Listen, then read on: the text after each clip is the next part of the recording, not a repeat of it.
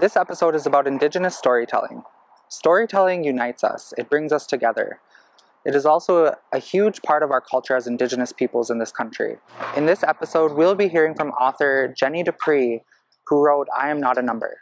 As we adventure out into the world and try to, under this concept of truth and reconciliation, you're going to see a lot of titles of books and even some short stories and some long movies about life in the residential school. What is important about this is you will find consistencies in all of them. And what is unique about each and every story, they're individual people's journeys. Because everything cannot be put in one pot and say, we all suffer that. We may have suffered all those traumas, but they were different for each and every one of us. In this episode, we'll be watching a short film by Indigenous filmmaker Eve Ringuette. This powerful and touching story is about a residential school survivor, a child who attended residential school and chose to run away.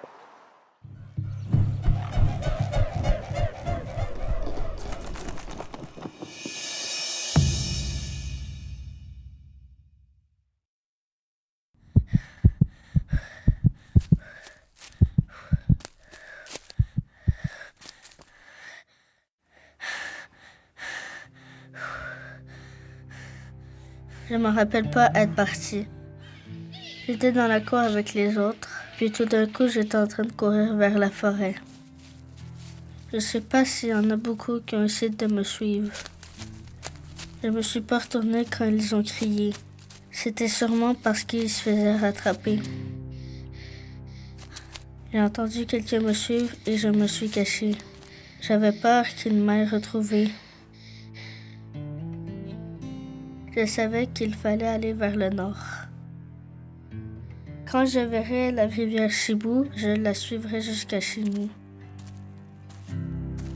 Le jour, il faisait pas trop froid quand je marchais. Mais le soir, j'avais vraiment très froid. Et un peu peur à cause des bruits et parce que j'étais tout seul.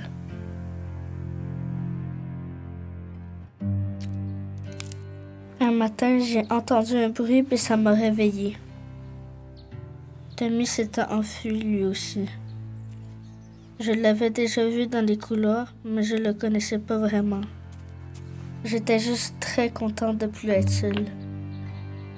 J'ai dit à Tommy que j'allais chez moi pour voir ma mère. Elle avait un bébé dans son ventre quand les policiers sont venus me chercher.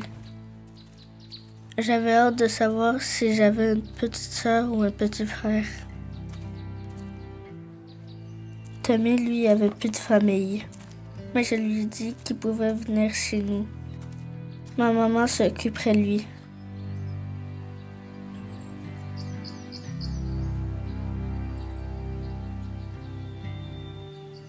On a marché très longtemps.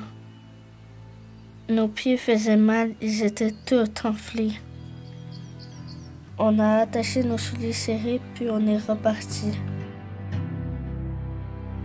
Quand j'ai vu la rivière, j'étais excitée. Je savais qu'on était sur le bon chemin. À un moment donné, nos jambes étaient trop fatiguées. On n'arrêtait pas de tomber.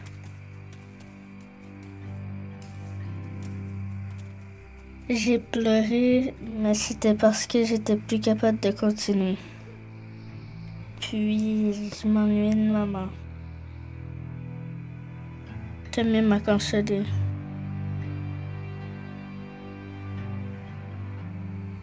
On s'est collé fort pour dormir, parce qu'il faisait plus froid que les autres soirs.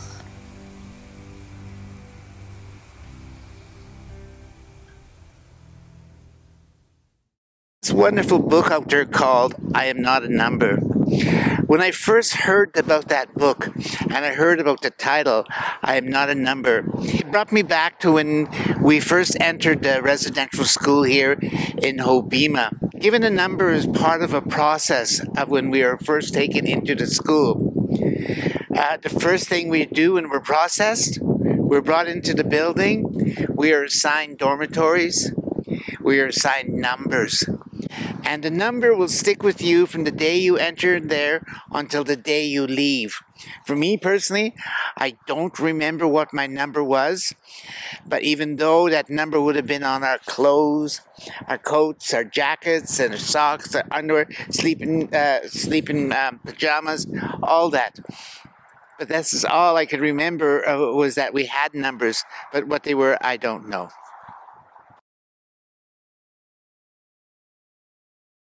What inspired me to write the book I Am Not a Number is I grew up, I grew up living in silence, meaning not knowing a lot about the history of my community or other communities across Canada. So in hearing my grandmother's story, we decided as a family that it was so important to break that silence and to share that story with our community, through literature, through books, through conversations, through community members, including survivors telling their stories and sharing their stories. It can really help to create understanding, and so that we could never do this again. We came up with the title through various conversations. We thought of various other titles like Behind the Hidden Walls or something that showed that there was some kind of activities, inappropriate activities going on in the schools. But we felt that the story was so much more than that.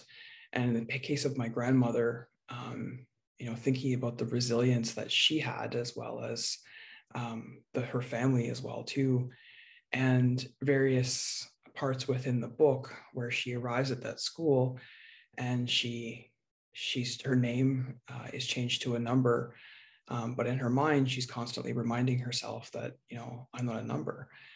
Writing a children's book was something very new for me at the time. I didn't consider myself a children's author at the time, and I felt just having that confidence to begin to write the story, to work with my family to get the permissions, but then realizing that once you start writing, that you really have to write to the audience and to think about what needs to be learned through a storybook. What are the important pieces that you want to? What are the messages that you want to send to people? What is that history that you want to share? Because her story was so much longer, but you have to do it. In this case, it was a little under 3,000 words, I believe. So what do you do? So in this case, choosing those elements, it's challenging because you want to give credit to her whole story and her whole truth. But on the other hand, you want to use it as a learning tool for people as well, to learn about the residential school system, and to doing it also in a really, really sensitive way, and in a way that's really age appropriate too. So thinking about, how do you talk about somebody who's being taken from their home? So in that case, we had the Indian agent arriving at the house, the one morning, knocking on the door to take the kids away. That was the start of it. And then thinking about all those components that came after, everything from, changing her identity and who she was, taking that all away from her, forcing her to leave that behind. But we wanted to make that a teaching moment about the idea of, the difference between, what people do, to take away a culture and how that could impact somebody in terms of their identity. The one part where people questioned, whether or not I should put it in the book or not, was when they tried to stop her from speaking her language one day with one of her friends at the school, speaking her Indigenous language, Thōtin-awāsis.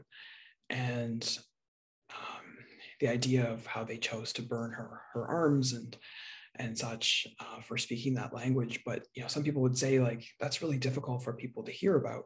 But the reality is that was truth, and that's the the depths that people went to at that particular time to make sure that in her case that she wouldn't want to speak her language again.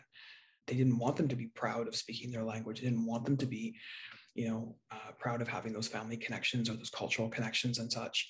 So I think it's unpacking what was difficult is trying to unpack that, knowing that this book is going to land in my community. It's going to land to children and survivors and to families that may not have heard the story before. It's going to land with non-Indigenous people as well. And what are they going to do with that information? And, what are they going to do in terms of what's their responsibility to make sure this never, ever, ever happens again? And that, Indigenous children do feel pride, this sense of pride about speaking their language nowadays and following their culture or choosing that path if that's the path that they want to take. So you try to, it's challenging because you're thinking through a lot as you're writing with a lot of hopes. And, where that book lands, you leave that hope with other people as well to carry. I think for those that have read the book, I'm Not a Number, or are thinking about reading it, I think it's important to walk away and really think about, not only what's your responsibility, but to really think about your own history and to ask questions about it, and to also think about, what's available now to help to support that change that's around you. There's many avenues to help with that revitalization and rebuilding of culture that was lost, that was forcibly taken away, that was banned through various laws and policies.